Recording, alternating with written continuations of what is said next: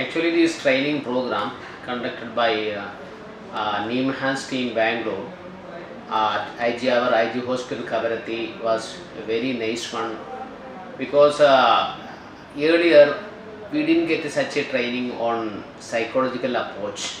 This is the first time we are getting such a training, and it is a new area. Dr.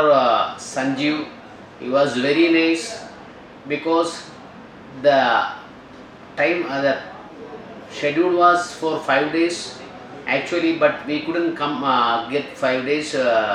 We got only 4 days, so the training schedule was little hectic.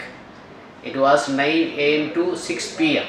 with a break, but Dr. Sanjeev has presented it very nice way, because this training was not at all boring, because there was actually always active participation of our participants in separate sections and separate group training and group oriented. So really it was a grand one.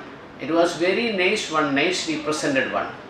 We thank the NIMHANS group, especially Dr. Sanjeev and other all staffs who has come from NIMHANS Bangalore to impart this training for us.